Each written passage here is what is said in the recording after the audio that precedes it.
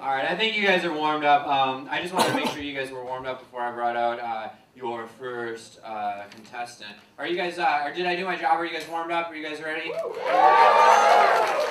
All right, your first contestant, I don't know what to call them. Competitor? I like that. That sounds like we're like gladiators. One will die. All right, your first competitor. I like even the way that she said that. That was very hardcore.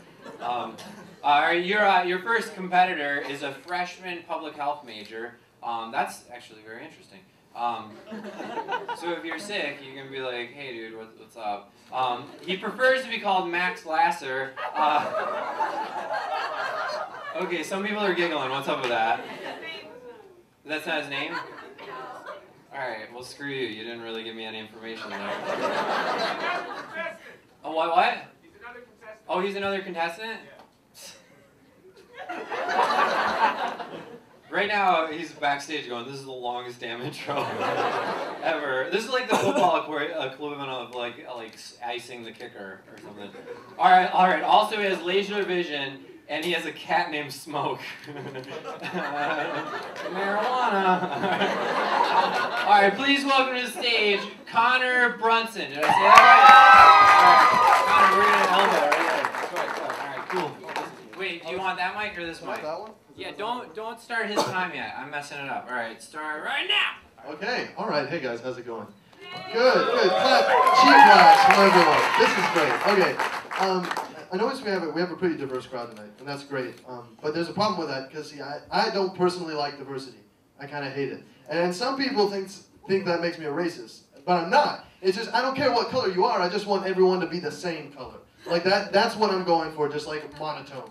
Because if you look at history, we've really done a lot of great things without diversity. Like the pyramids at Giza, right? The Great Wall of China, America's Transcontinental Railroad, or Alabama. Like these are all great things, and we've done them all without diversity. I think I might just be a little bitter. Because, you know, I've been in some political organizations, and diversity is a big thing. The philosophy is like the more black crayons you have, the better you can draw. But that's not true. It's not true at all. Yeah, that's right.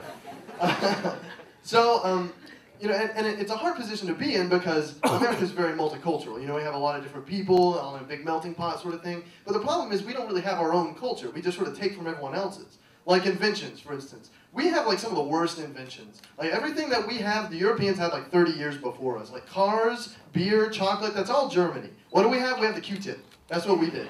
That's what we gave to the international community, is a Q-tip. Like, what happens if there's like some sort of invention Olympics? Like, what are we supposed to do? The Germans are like, well, you can drive across the country in 2 hours. And we say, well, you know, our keyboards and the insides of our ears are really clean. So that's cool. I like that about us. Because we have so many different kinds of people, we have a lot of different rules, a lot of like societal standards we have to follow. And I think what we should do is just start basing our society on what random people say in the street, right? Because the other day I heard this girl and she's like, OMG. She really said that. She said OMG in public. She said, OMG, you know your life sucks when you're texting a 10-year-old. Okay, cool. So that's a new standard. So like when we're going and like giving aid to developing countries, we're like, excuse me, any of you texting a 10-year-old? No? Okay, well, no aid for you, firstly. Secondly, let us know when you get a cell phone. Or a kid that's lucky enough to live to 10. Both of those things. You need both of those. Right. Speaking of poor, sad people, me and my friend Tim were talking about the best day ever. Like, you know, this happens sometimes. Like, what is the best thing I could possibly do with my 24-hour span of time? And so what we decided is you get $100 and a plane ticket to some really poor Southeast Asian country. You know, the first old man you find, you're like, okay, here's $10 for your house. And he's like, oh, I don't know. It's been in my family for generations. You're like, okay, all right, $20. And he goes, oh, okay, I have to feed my family, so okay, $20. So you buy his house for $20, right? You give him 5 more to burn it down. That's it, you just poof to the ground, right? And then you get a lobster dinner, and you don't tip the waitress, and you get the first flight back home. And that's the best day ever, because you just like rule the world, you know? Because happiness is power. That's what it is. That's what happiness really is, just absolute like crushing power. Speaking of power and death and sadness, these just keep like building up, don't they? Most of you, I assume, have seen the TV show Deadliest Warrior, right? Yeah, is that okay? Okay, so yeah, so at least like 4 people.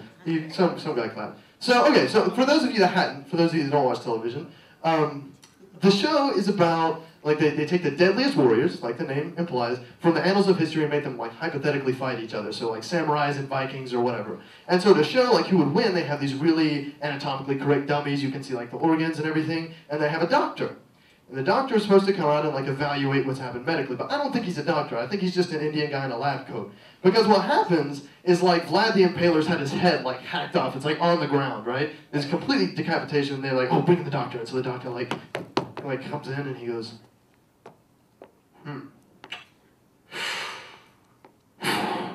Well, if you look, the carotid artery is severed right there. And so is the sciatic nerve. So I'm going to call this a kill.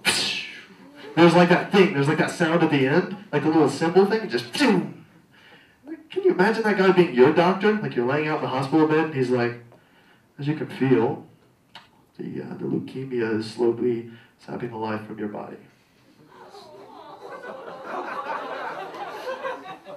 I'm gonna call this a kill. And then he just like, he leaves the same way every time. Like he just looks at you, and then he just goes, boom, you're dead. All right, guys, I'm running a little short on time, but that's it. That's all I've got for you. So enjoy the rest of your night. Yeah, who's this guy? Once again. Boom! Hey, you guys, keep it going. Sorry, I keep thinking about the leukemia thing. Very good job, very good job. I loved it when he said, I mean, not like leukemia, like that's sad, but like but like he said leukemia, and every girl in here, like all of a sudden became like the cock choir, you know, or whatever, like the gang pot heroes were like, oh. That was hilarious to me. Alright, apparently not funny to you.